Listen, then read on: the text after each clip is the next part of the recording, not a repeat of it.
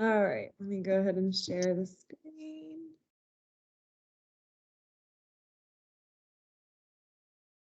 Okay.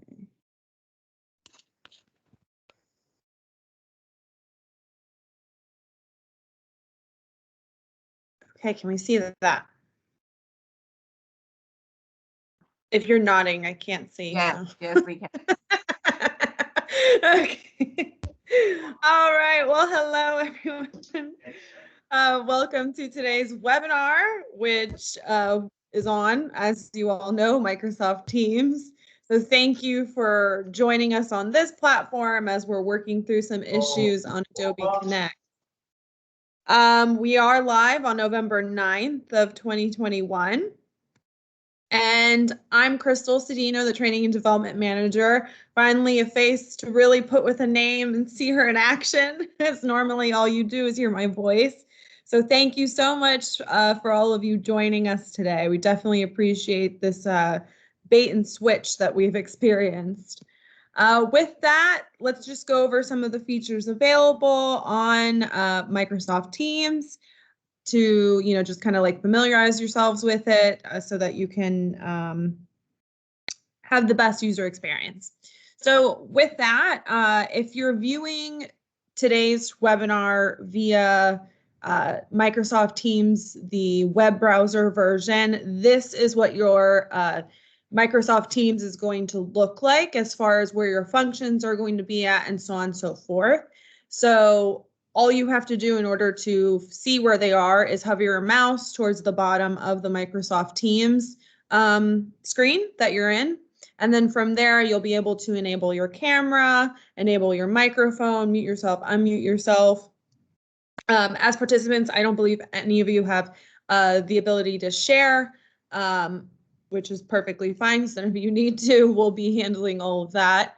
And then you have other features that are available through the 3 dots where I believe you can actually choose, your background and all bunch of other, fun features that are there. On the bar, you'll also see that there's a chat function, which will allow you to interact with us during the presentation.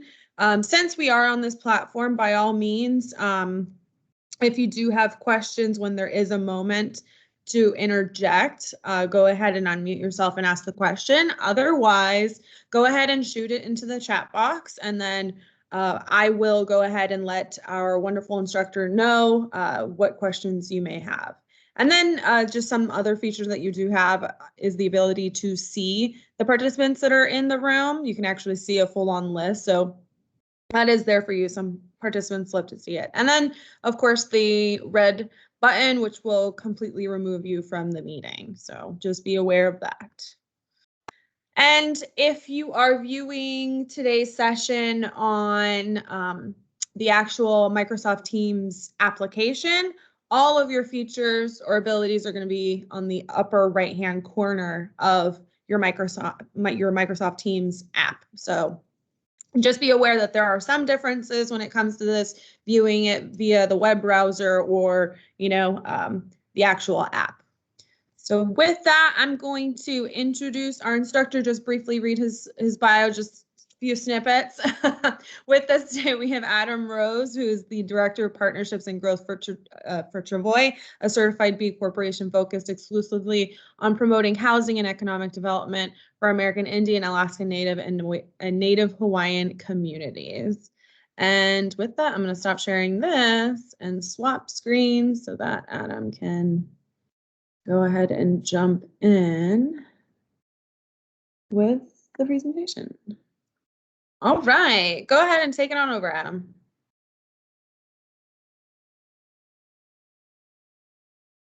Thanks, Crystal. Welcome to everyone that's joined today.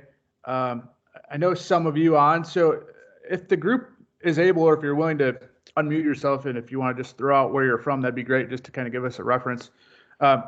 I'd also love to hear if you are working on projects.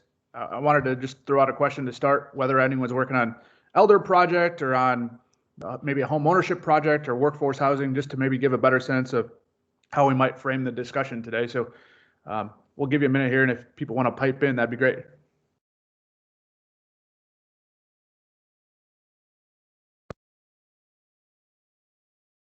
Go ahead, Crystal, the next slide. Go ahead to the next one too. A couple more. Go ahead. So just to start, I just wanted to show you a couple quick examples of a few projects we're working on. What I want to do today is kind of walk through a couple number scenarios first. I want to start with a larger project and then look at a 20-unit project, how these tax credits work as far as the financing benefit, just to give you a sense of like the scale of how much money and how much financial leveraging benefit can come from this tool, and then get into a little bit more specifically about how the program works, how projects access this funding resource, and then ultimately, how you might be able to think about fitting it into a project that you're working on in your own community. This is a project at Pasquiyaki. So this is a single family project, 50 total units in this project under construction in Tucson. I think Pasquiyaki is just a good example to start of a group that is using lots of different funding resources at their disposal. This is a housing tax credit project, but they've also done multiple new markets tax credit projects. And for those that have joined today, I believe that tomorrow we're going to have a follow-up session specifically on new markets tax credits at this same time, 2 o'clock Eastern time, 1 o'clock Central. And Crystal, just to confirm, that one tomorrow will also be through the Teams platform as well. Is that right? Yes. Okay. So to start, I guess I want to say that the housing tax credit tool that we're going to talk about today, specific for housing, can pay for upwards of 70 to 85% of a big housing effort. The session tomorrow on new markets tax credits, that one's going to be for economic development projects, anything from schools to clinics to healthcare facilities to infrastructure. That particular program can help pay for around 20 to 30% of a project's cost, but in both cases, it's funding that doesn't have to be paid back. Go ahead and go to the next one, Crystal. This is another project just at UROC. They're working on a third tax credit project there, and we'll come back to these examples in a minute about the financial benefit. Another example at the Pueblo of Acoma multifamily, and just to get some ideas brainstorming here. Next one. So the first thing I want to talk about is, again, highlight the financial benefit of this particular funding tool. Go ahead and go to the next one, Crystal. A couple more. This is just what I highlighted before about the differences between the two programs, between new markets tax credits, and then you'll see the acronym LIHTC throughout the presentation today. So let's just start with a hypothetical 20-unit scenario. And I like to start with the number scenario first because it kind of gives a sense of the scale of how much financial benefit can come from this program. So I'm going to kind of walk through this at a high level. We'll walk through then the process for how the credits are allocated, and then come back to these numbers scenario at the end as well. So let's just assume that you're trying to build 20 family units. And in this case, we're assuming a mix of townhomes and single family detached units. So in green there, I have my assumptions about the square footages. I'm assuming 2 buildings with 6 one-bedroom units and 6 two-bedroom units, and then another 8 detached 3-bedroom units. So in this particular project, I'm assuming that there's no infrastructure. So in all likelihood, there would be a pretty significant amount of infrastructure that would have to go in on a project of this size. So I'm starting with an assumption of $1.5 million for the infrastructure.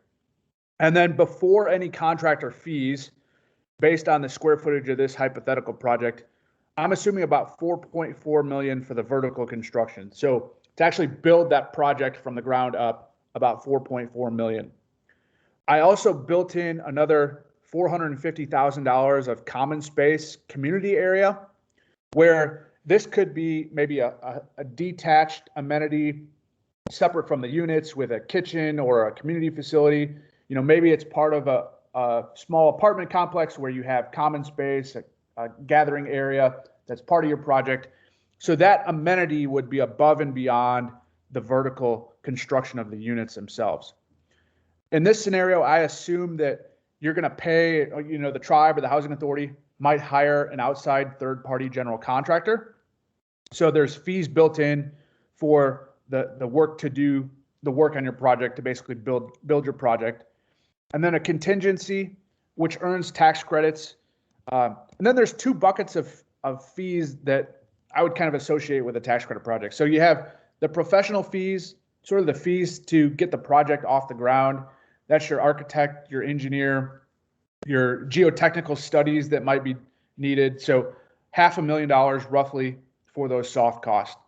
And then another bucket of sort of tax credit specific expenses. So you would have a phase one environmental site assessment required. You would do a market study that might be specific to your tax credit application. So another chunk of fees that are specific to doing a tax credit project. As the developer on this particular project, you would be able to earn a developer fee that comes back to you as the tribe or the housing authority once the project is complete. And then we have our fee built in. We can come back to that in a minute, but the way that we charge our fee, it's conditional on the project moving forward and you hitting success benchmarks of the project. So in our case, we would do a first installment to help you submit the tax credit application, and then the later installments would only be conditional on you actually getting that award of tax credits in hand to be able to move the project forward. Another built-in a reserve of around $31,000. That would be an asset to the project that you could draw down for things like, maybe there's water heater replacement that needs to happen 10 years down the road. You would have that reserve that you could draw down that's funded as part of your project cost. So all in this 20 unit scenario, about $9 million, inclusive of the infrastructure, inclusive of the soft cost, everything that would be required to get this project off the ground and constructed. Go ahead and go to the next one, Crystal. So in this scenario, this particular scenario is one that, this is what it could look like leveraging the housing tax credit program. So we would estimate in this scenario that about 4.3 million of equity could be available to the project to help offset that $9 million cost.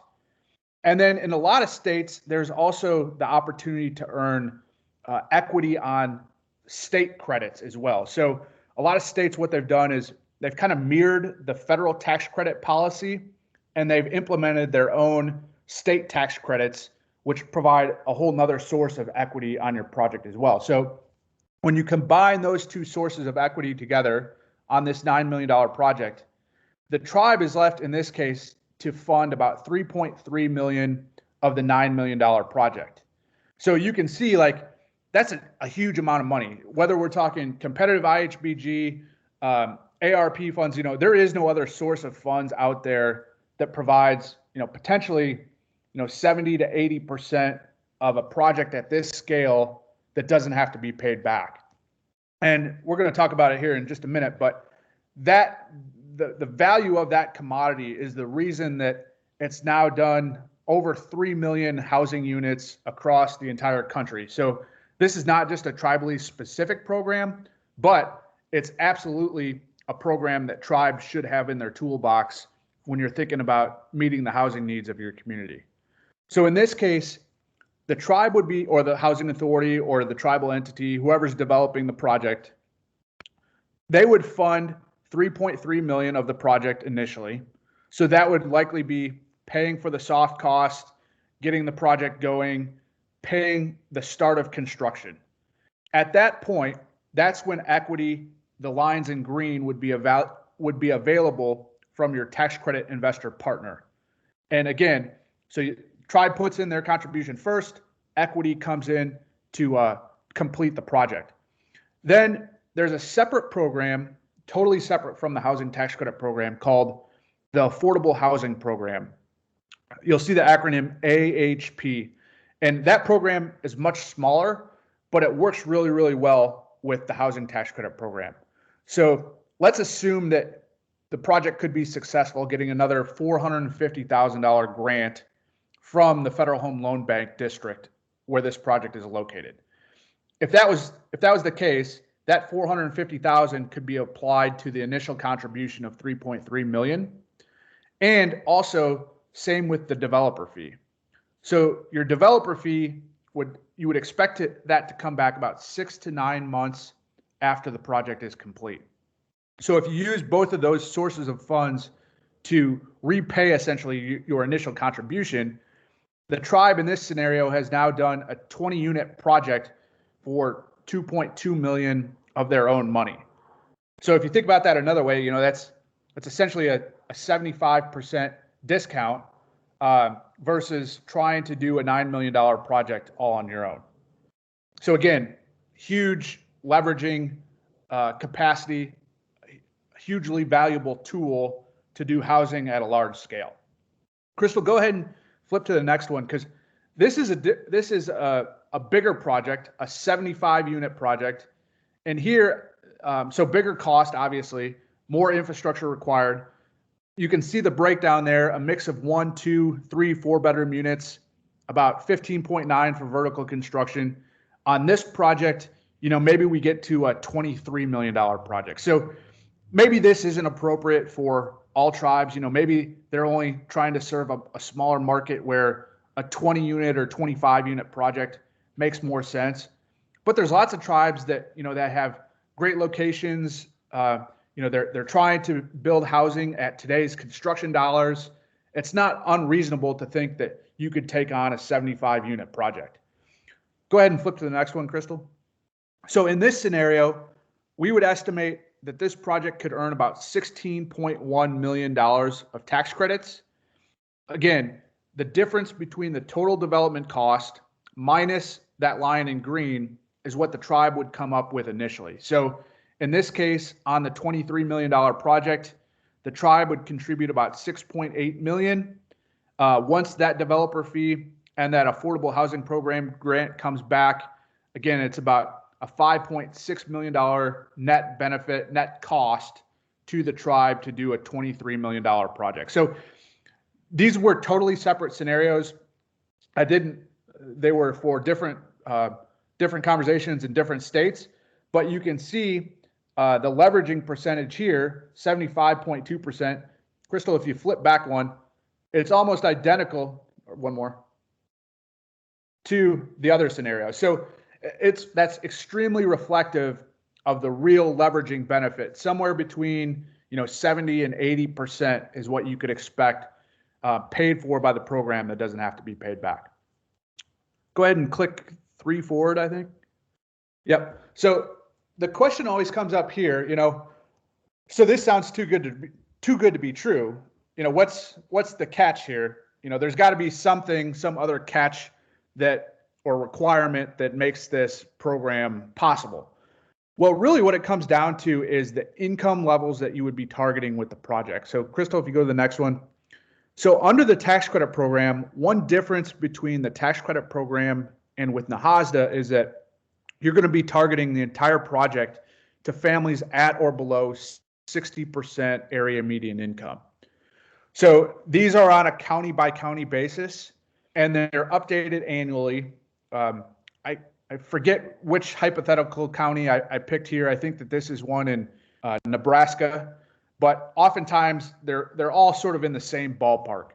So you would be serving families in this hypothetical, a 4-person household at around $40,000.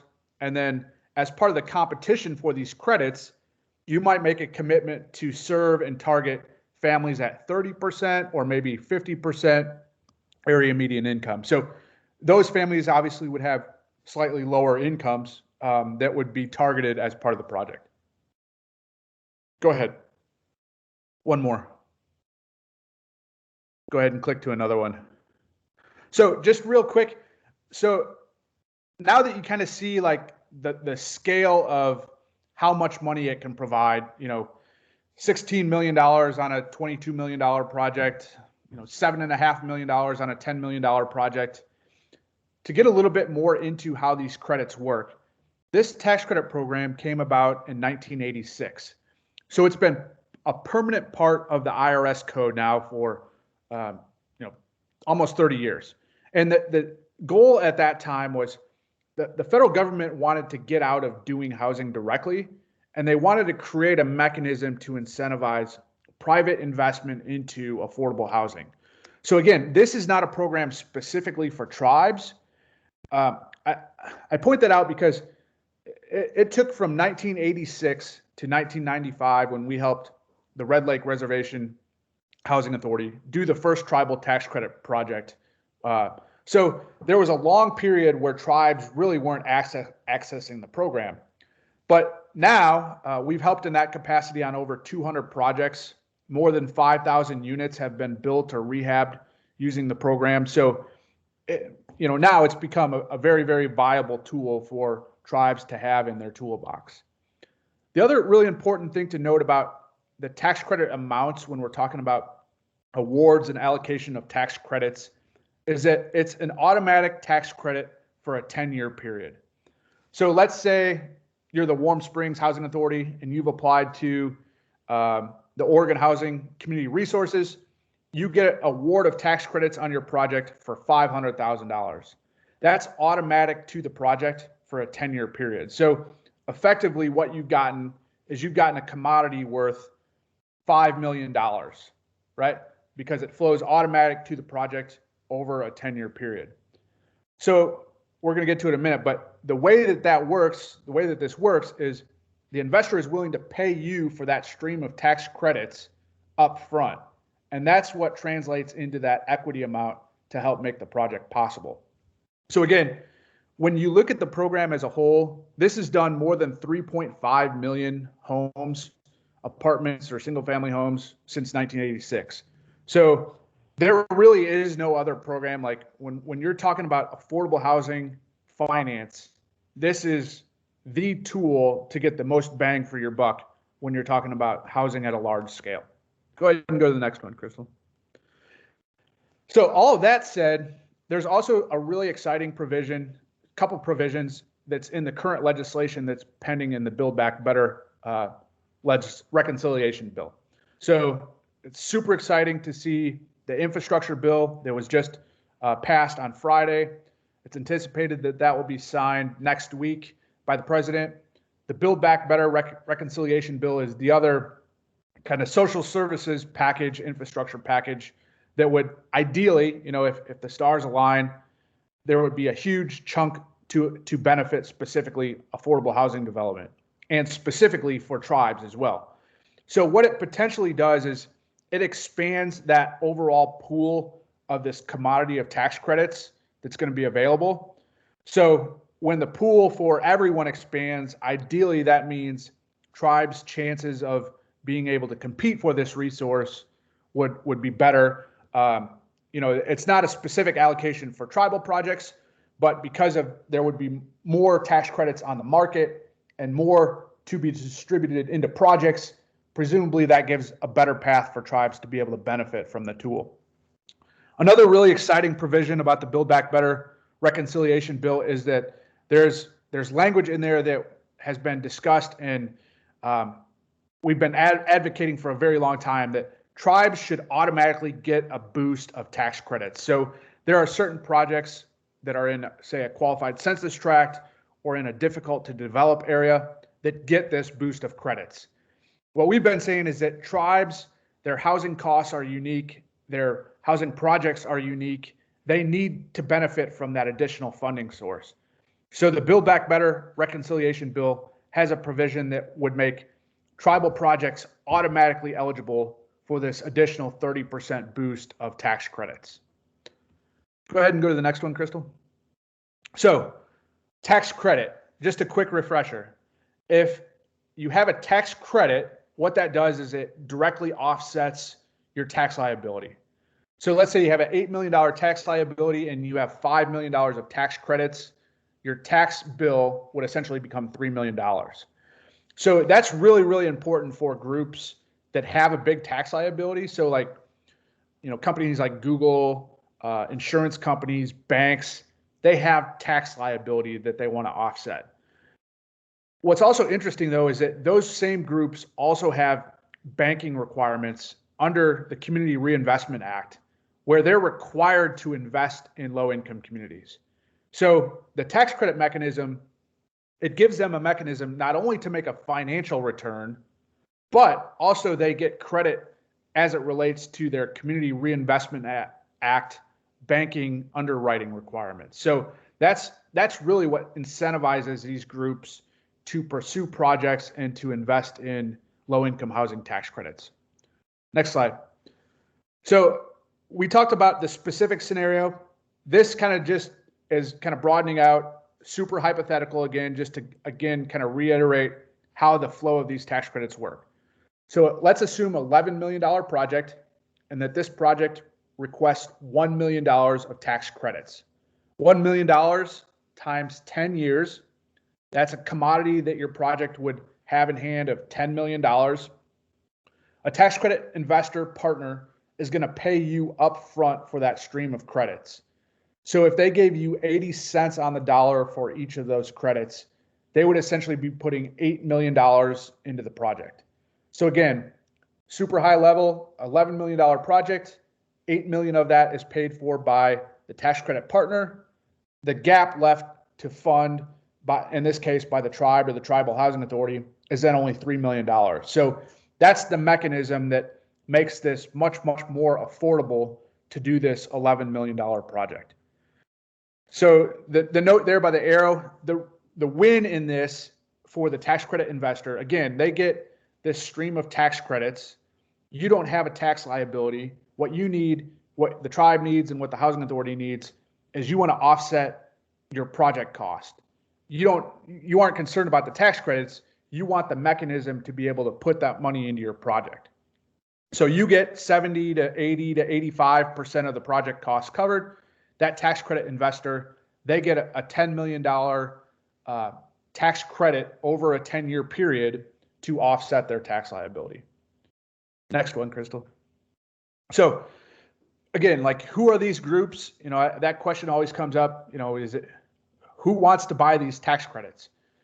You guys as a tribe or a housing authority, you don't have an interest in the tax credits themselves, but lots of groups out there do. And again, it's groups like insurance companies, you know, Google is a buyer of tax credits, American Express buys tax credits, banks. A lot of those groups are obligated under CRA, Community Reinvestment Act, to invest in low-income communities, and tax credits is one of the ways that they do that. Next one, Crystal. So what can you do? What I would say is it's really unlimited based on the needs of your specific community.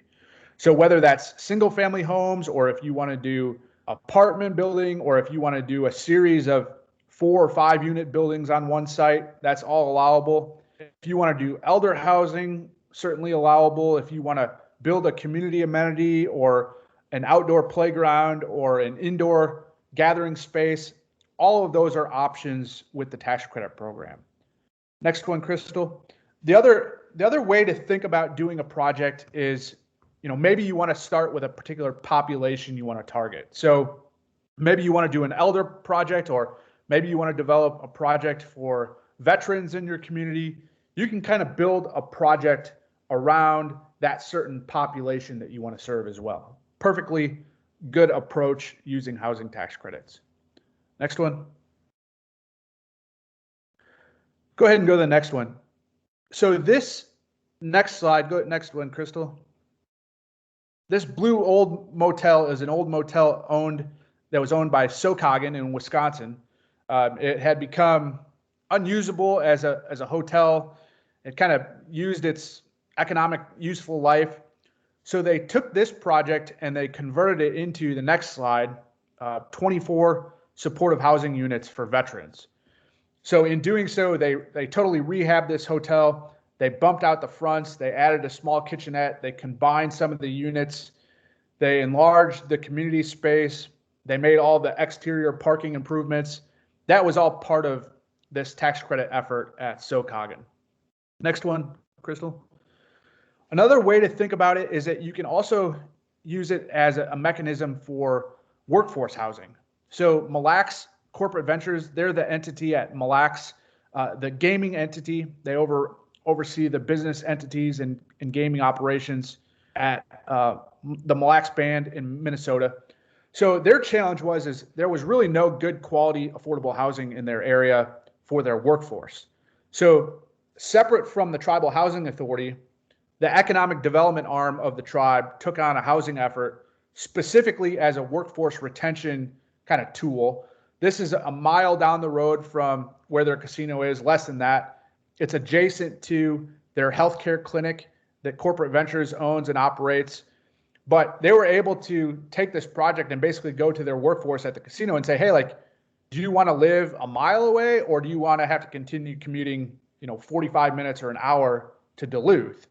So this is not exclusively for tribal members, but it really opened up a whole nother opportunity for them to diversify their economic development assets, to expand into housing, and to also offer high quality housing option to their workforce at their casino in Hinckley. Next one. So the way that this works is that if you're applying for tax credits, whether you're in California or you're Oregon or you're in South Dakota, you're going to apply through a vehicle, a state limited partnership. So you would form this state limited partnership with the tribe or the housing authority or the tribal entity, being that box there on the left in the middle, the 0.01 box, the general partner. And what that means is that you're the entity controlling all functions of the project. You're putting the project together, you're hiring the contractor, you're managing your wait list, you're moving in tenants, you're doing all of the functions that you do every single day as a tribal housing entity. And then as part of that limited partnership, you have a placeholder for your tax credit investor partner. So that once you get these tax credits in hand, that tax credit partner is going to get 99.99% benefit of the tax credits. So this state limited partnership is really the vehicle that facilitates that flow of 99.99% of the tax credits. In exchange, you again get that big injection of equity, somewhere between 70 to 80, 85% to do your housing effort. Next one, Crystal. So the way that this works is that these federal tax credits, they're allocated and overseen at the state level. So up at the top, we have federal tax credits. They're the same credit, whether it's North Dakota or South Dakota or Oregon or Maine, it doesn't matter. What's different is each state administers the program a little bit differently. But in administering the program, all of them have what's called a qualified allocation plan. So when they set up this program back in 1986, they wanted to have a mechanism that eliminated the politics from these tax credits being distributed and instead create a transparent, fair mechanism where projects could compete on their own merit against other developers in the state. So essentially what it boils down to is this competition, this highly competitive competition for this commodity of tax credits. But that competition, the rules are spelled out pretty clearly in most cases. That's the intent, at least, of when you apply for the tax credits, what the underwriting assumptions have to be, what commitments that you have to make to be competitive in the competition, so that, ultimately, if you're a project that goes in say, in North Dakota, you might be competing against 20 other projects and maybe 4 out of those 20 get awarded. So somewhere in the range of 1 out of every 5 tax credit projects gets awarded because of this commodity being as valuable as it is. So your role as the developer, and what we help with every single day, is trying to navigate that whole process and trying to play that game where these tax credits are allocated. So again, it's structuring your project to think about the financing, the operations, the populations you're targeting, the services that you're going to provide, the design characteristics. All of those are extremely, extremely important. And then there's lots of other factors that come into play as far as how do you actually compete? How do you put in a project that has a really high likelihood of receiving an allocation of credits. Go ahead and go to the next one, Crystal. 2 more, yep. So 2 paths that you can go down when you're committing to tax credits. So 1, you can set up a program to start with where it's basically like your mutual help program, where it's sort of a lease to own, or it can convert to home ownership after the 15-year tax credit compliance period. So you can move families in at the onset with an assumption that you have a program in place to transfer those units or sell those units after year 15. The other opportunity that you can commit to is what's called the extended use period. And the extended use period, that's different. It's a little bit different in every single state. But basically, the expectation is the tax credit investor has gotten all of their benefit. They've exited. They're out of the partnership. They have no interest in the real estate asset. So once they get their benefit of the tax credits, they're gone. Ownership completely reverts back to the tribe. That partner is no longer even in the picture. But what this extended use period asks you to do is it asks you to continue to rent to families at an affordable level for an extended period of time. So typically this is not really a hard commitment to make, especially if these are CAS units, current assisted stock units that are being rehabbed with the tax credit program, because you're never going to want those units to come out of your current assisted stock anyway. So where you might make the home ownership commitment, that might be very appropriate for like a single family project. Where you might make the extended use period commitment, maybe that's an elder project or a apartment style project where you're not really going to sell each individual unit, but you would commit to keeping them affordable for an extended period of time. Go ahead and go to the next one, Crystal. So on this one, what I want to point out, and if you click one more, Crystal, is that this is a key difference, again, between NAHASDA and expectations related to that program and the tax credit requirements. So under the tax credit program, your project is only going to have families up to 60% area median income, whereas under NAHASDA, you can go up to 80% area median income. So again, that's the huge difference. That's the big string attached on the compliance side for expectations around this program, is that you're going to be targeting families at a slightly lower income level. As part of that state competition that's laid out in the qualified allocation plan, there might also be points for deeper income targeting. So you might have some units set aside for families at 30% area median income, some at 50%. And so as a whole, maybe you have 10% of the units at 30% area median income, maybe 20% of the units at 50%, and then the rest would be at 60% area median income. My screen disappeared here, so let me get it back. There we go. Next one, Crystal. And again, this is that same snapshot of income limits that you might expect. Again, these are on a county by county basis. They're specific to the tax credit program.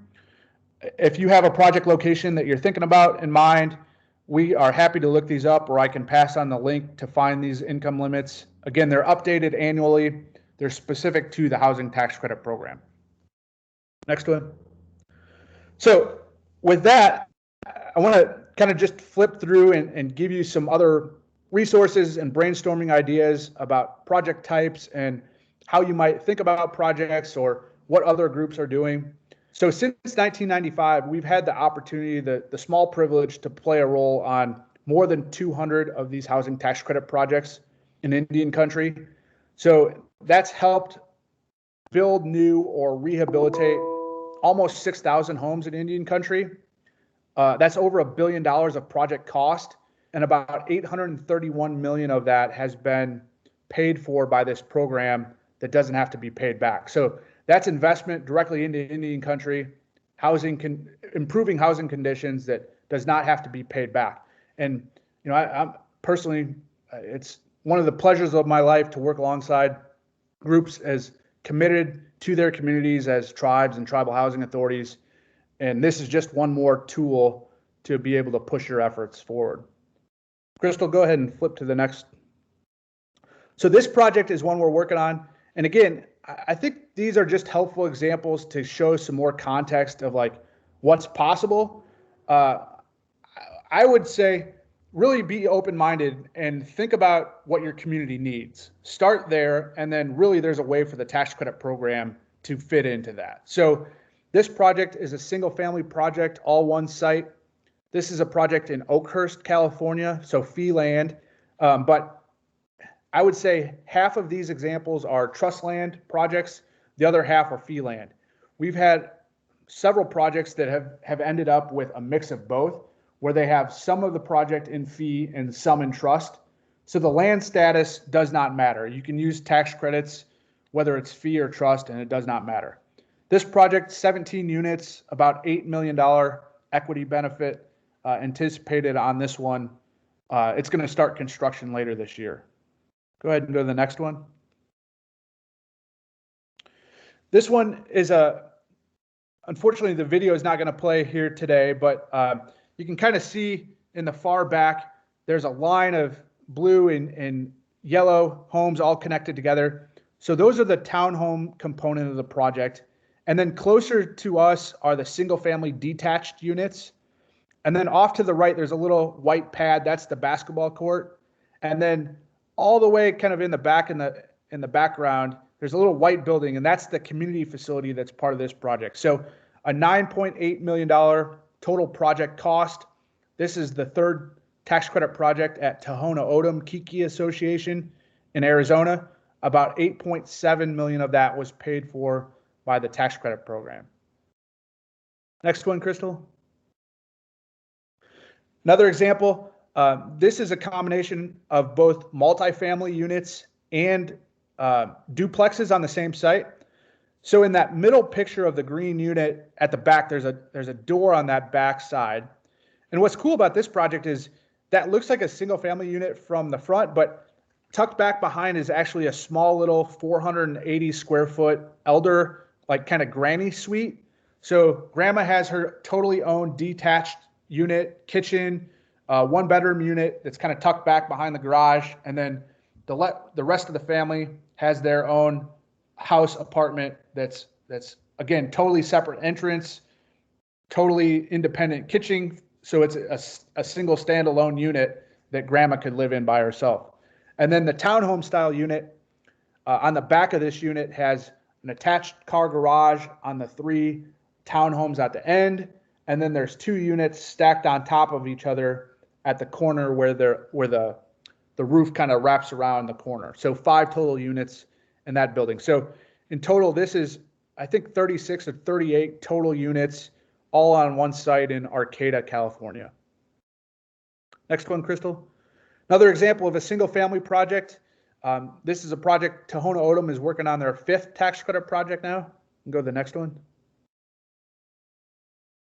You can kind of flip through these kind of quick. I'll just mention them briefly here, Crystal. So a single family project in Wisconsin.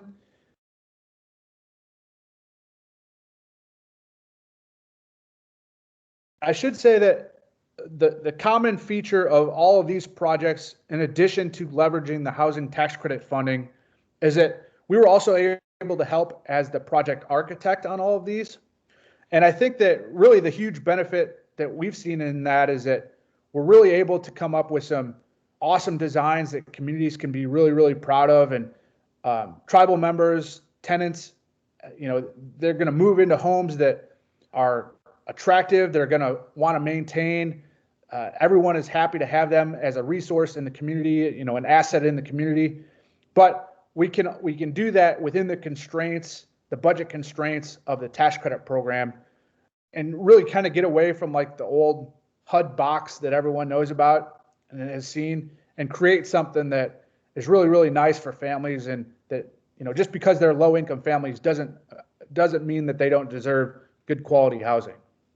Go ahead and go to the next one, Crystal. So another example is single family project at Prairie Band here in Kansas. This project includes both 3, 4, and 5 bedroom units. You can kind of flip forward in these, Crystal. So about a $9.9 million project, about 4.5 was covered on this project. this is a good example where the portion that isn't covered oftentimes is the infrastructure that's required. So in this case, a single family detached project, they had to run all of the sewer and water, all of the street infrastructure. So really, in a lot of these single family projects, if that infrastructure does not already exist, that's the portion that isn't able to be covered by the tax credits. But there's no reason that you can't build that infrastructure new or with a different source.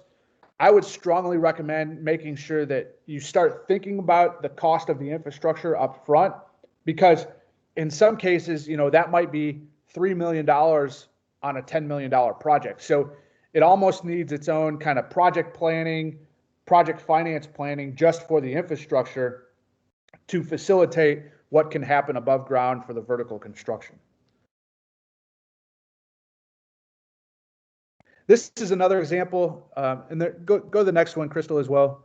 So this example, I love this one because this is actually a duplex as well. So you go in, the corridor up to the second level is there on the end where the door is on the right in the picture. You go up to the second level, and then there's two bedroom units stacked on top of each other. This is a really, really tight, constrained site at North Fork in California. They're building on a really steep kind of incline. So it was important to them to kind of get as much density as they could going around kind of this mountain curve. And that's why they stacked these units on top of each other. This is a project at the Tolowa Dani Nation in California. Again, a good example where tax credit equity paid for the vast majority of the vertical construction, but they still had to invest a significant amount in the infrastructure to make this single family project happen. This is an example where the project is going to convert to home ownership after year 15. So these are units that families will rent for about $350 a month. They'll live in the units and then have the opportunity to buy those with a mortgage payment that doesn't exceed their rent payment. So that roughly, $200,000 or $180,000 purchase price for homes that would cost $800,000 or $900,000 if those were market rate. Probably don't have to say it, but that's the Pacific Ocean in the background there. Oceanfront views for all 21 units, plus a community amenity as part of that project. Another example. So one of the questions that sometimes comes up is, well, this sounds like a lot of headache, and what about the compliance side? And is this really worth it for a tool to use one or two times?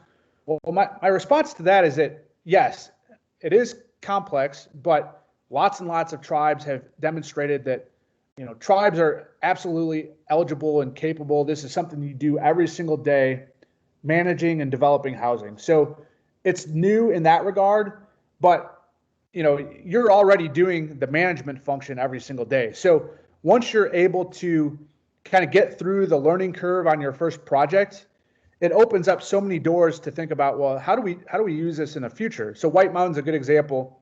They've done 8 tax credit projects. Pasquiyaki, they're working on their 5th tax credit project. I know Warm Springs, they're working on a 2nd tax credit project. Some people from Warm Springs on the call. Standing Rock, they've done 18 tax credit projects in North and South Dakota. Red Lake Reservation Housing Authority has done 13 tax credit projects. Just to give you a sense, I looked at some numbers for the Yavapai Apache Nation Tribe and Housing Authority. They've done 7 tax credit projects now. They've developed more than 240 units of housing at the Yavapai Apache Nation using this funding tool. Again, they've done that for about 25% cost on the dollar, with 75% of it paid for by outside sources. It doesn't have to be paid back. So Yavapai, I think, is a good example where they've leveraged that into lots of other funding resources and opportunities as well, because they're able to say, hey, look at what we've done with the scarce resources that we've had available. We've still been able to create 250 units for our families at pennies on the dollar. Next one, Crystal. You can flip through these.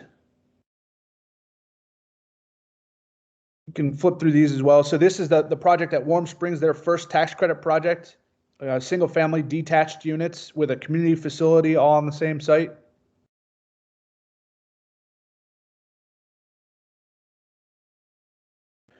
And then Crystal, I'm going to ask you to go back to our first screens with the numbers. I think it was, maybe slide 6 or 7 all the way at the beginning. And we'll go back to those numbers and we'll walk through those one more time now that you kind of have a sense of how these tax credits flow into projects. So let's go to the 20 unit scenario. Go forward from here. Let's see.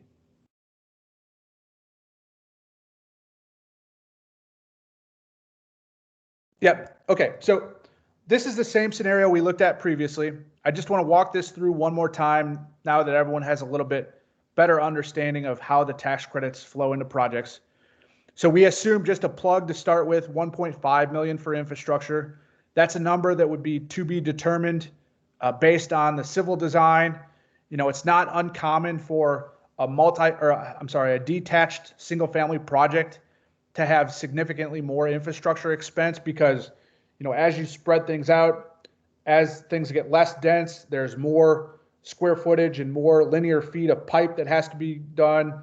There's more road area that has to be covered to build out the subdivision. So typically, as the lot sizes get bigger, the infrastructure cost is going to kind of expand accordingly. So this is just kind of a plug. It would not be uncommon to have between $1 and $2 million worth of infrastructure if none exists on your project for a single family project.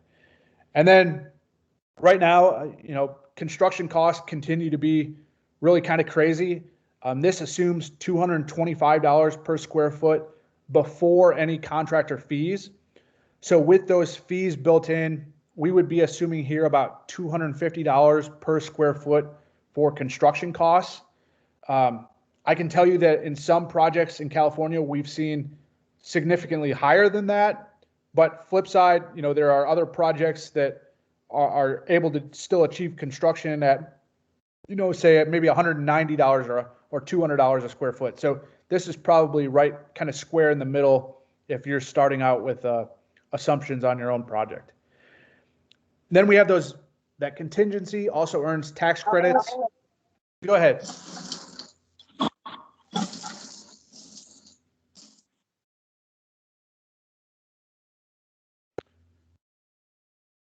Mary, did you have a question? Maybe not. But if anyone does have a question, feel free to chime in. Happy to help if I can. So the bucket of professional fees, again, you're going to have fees to the architect and your surveyor, the soft costs that are sort of tax credit specific.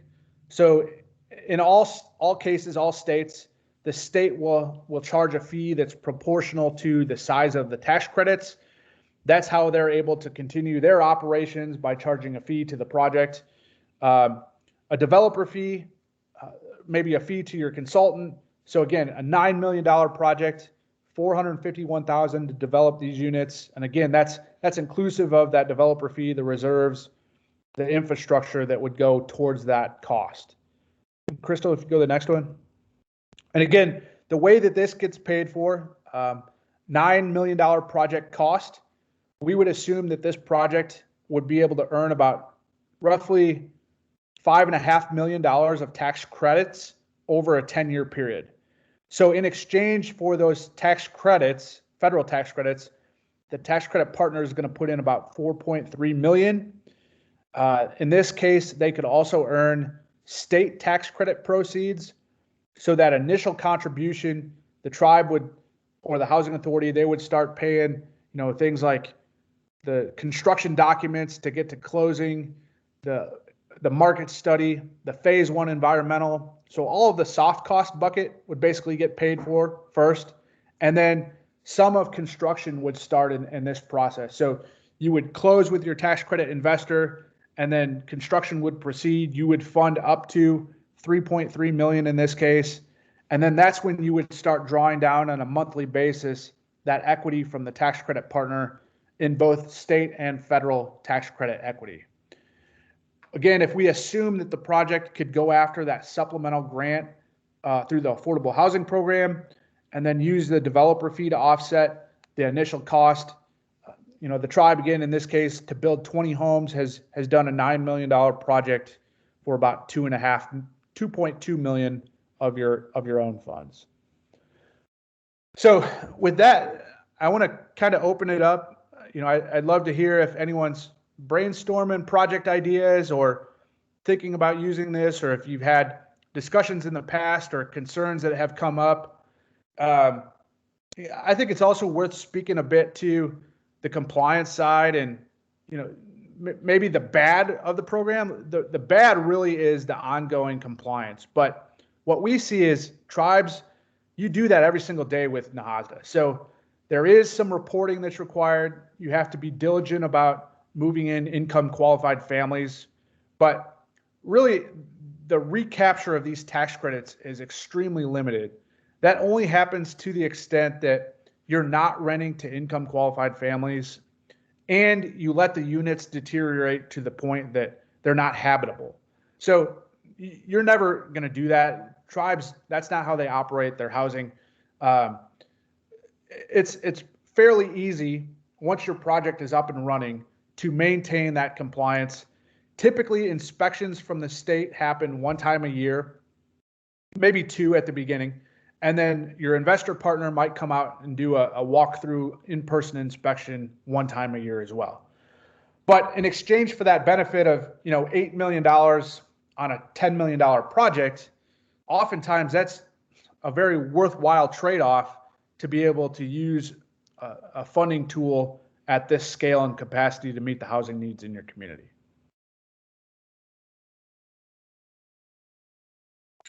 Does anyone have any questions?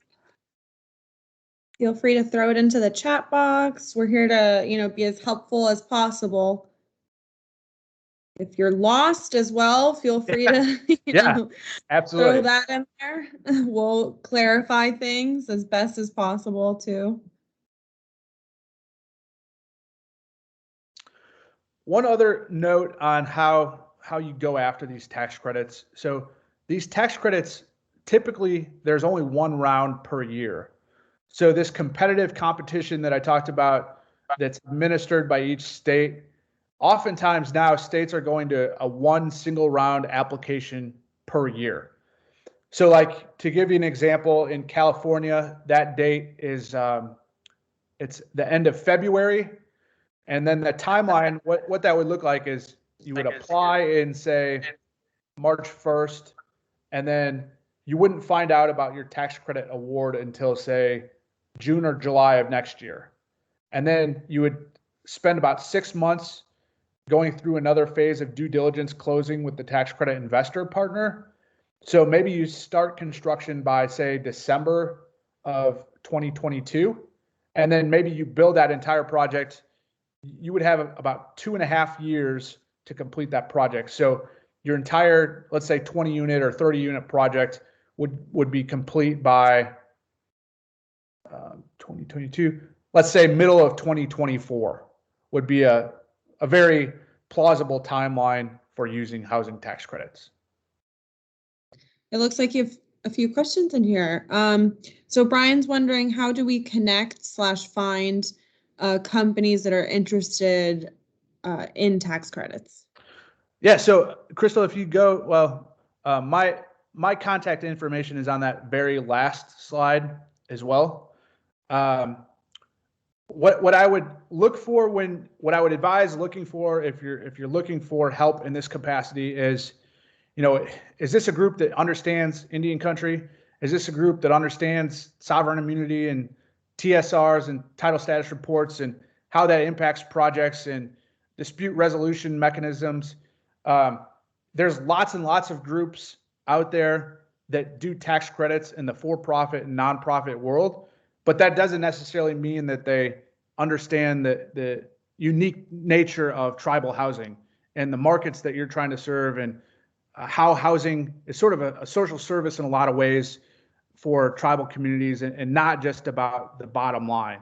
So I would strongly recommend make sure that you have a consultant that understands Indian country, but also understands and does nothing but work with tribes using these tax credits every single day.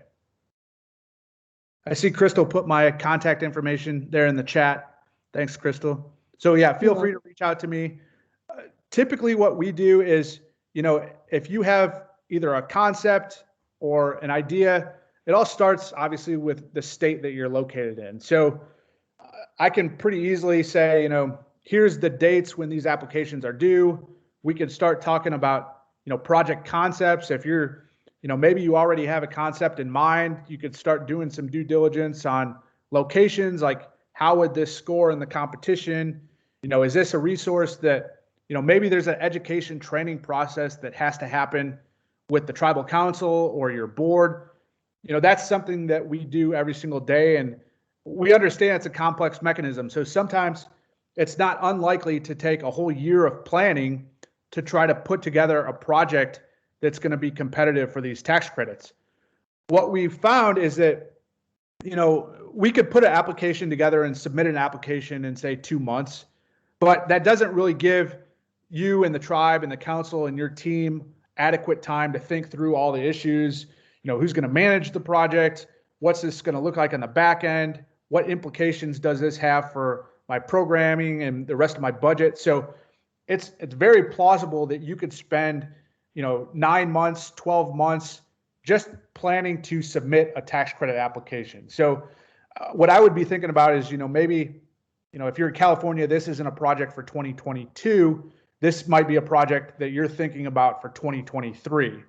And, we're kind of helping work alongside you that entire time to navigate this game of this competition, trying to figure out pain points. How is this going to impact ongoing operating expenses? How does that impact your other NAHASDA allocation? Do we have to make an amendment to your IHP to think about this project? So that would be all part of the planning kind of due diligence process to go after these tax credits. It looks like Josh has a question. After move-in, does the occupant need to continue to become income eligible?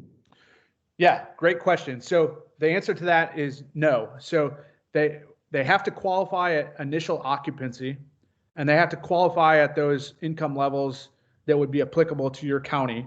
But if their incomes go up after the fact, they're not penalized from that. They're not penalized for that, and they don't have to move out of the tax credit unit. So let's say you have a family and they move in, a single parent family with 2 kids. They move in, they income qualify. Maybe 6 months down the road or a year down the road, they get married and they add another household income to the mix. Just because their household income now is above the allowable maximum requirement, they don't have to move out of that unit. So once they qualify initially, they're always qualified under the tax credit program. They would have to do an annual self-certification of income, but they're not penalized and they don't have to move out of the unit if they qualify initially.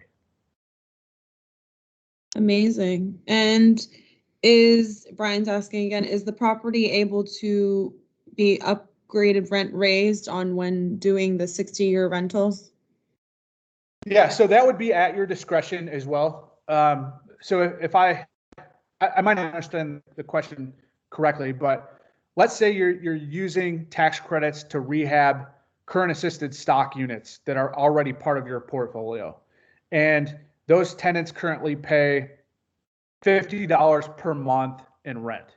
So in all likelihood, one of 2 things could happen. Like maybe you're moving all of those tenants out and you're kind of starting over. You could put in place a new rent structure, if you so choose, that started off at a higher level. Or if you said, hey, we want to continue offering the same exact rents to the tenants that are living in those units, that's also perfectly allowable as well. So in that case, these units get a huge injection of capital to bring them back up to current condition, modern amenities, new windows, new roofs, that type of thing.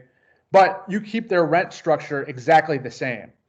That's perfectly fine. There's no requirement that you have to charge a certain amount of rent under the tax credit program. You can't charge more than the maximum, but there's no prohibition against charging less than that. So that fits really, really well with tribal housing authorities that are using the program to rehab current assisted stock or other units in their portfolio, because you can keep the rent structure exactly the same. So let's say it's an elder project. You assume that all of those tenants are going to move back in and qualify under the tax credit program. You know, maybe their rents remain exactly the same and they keep paying $75 a month, but they get a brand new unit that you're spending much, much less on maintenance. And, you know, it gets a huge capital injection that brings that unit back up to new condition. And I guess just to piggyback on that, are you able to raise the rent as well for, you know? Yeah. So under the tax credit program, your rents would be that maximum that we showed in that chart minus any tenant paid utilities. So let's say that the maximum allowable tax credit rents are $900 per month for a 3-bedroom, and there's a $200 utility allowance that the tenants pay. You could charge up to $700 per month in rent.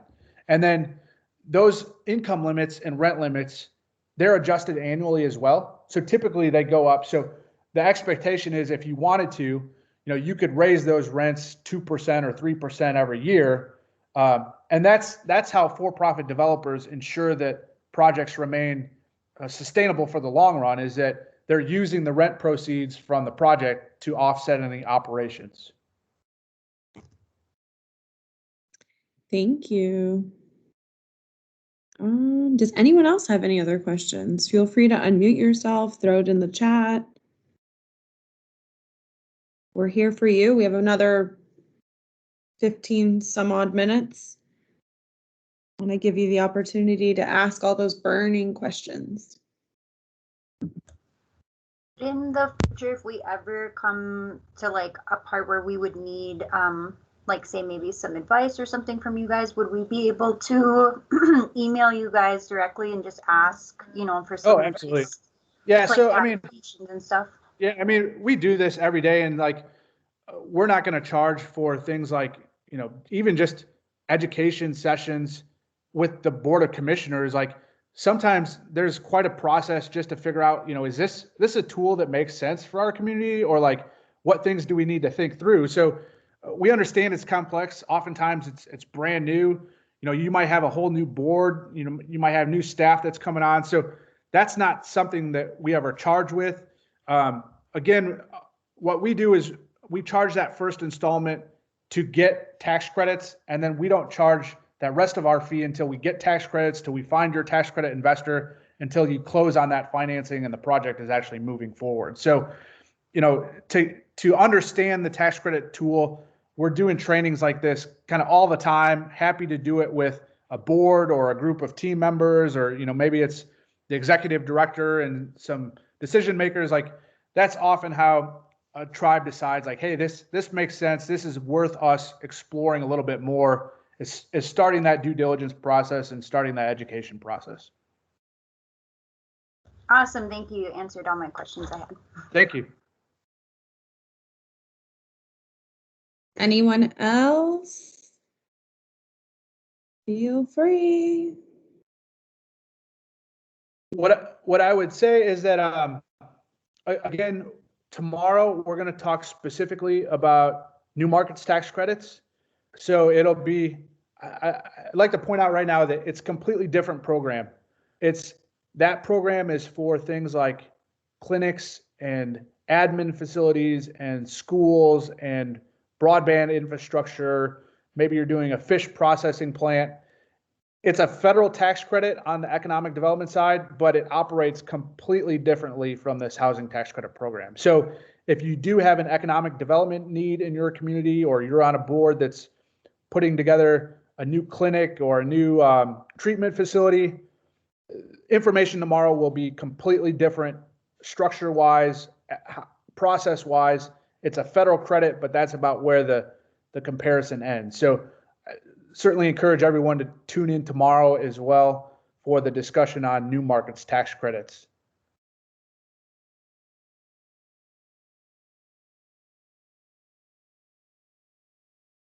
Any other questions? Well, again, I'd like to thank the Native Learning Center for all of the work that you do there, the amazing content that you bring to Indian country, and the resources and the tools that you make available for groups to push projects and efforts forward. This is one more that could be a very valuable one for tribal housing authorities to have in their toolbox. And if and when it's appropriate to think about using this tool in your community, feel free to reach out anytime.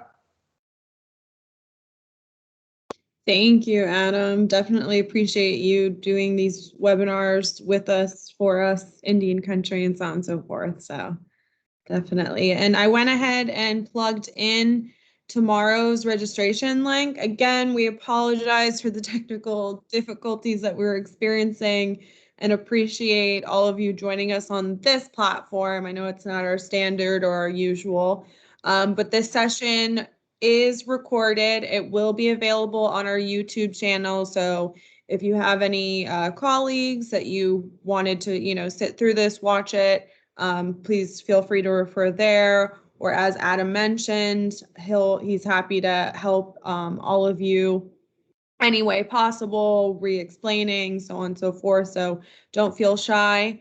And with that, also, Cora, thank you for putting in the SurveyMonkey link. Please take a moment to go ahead and complete that.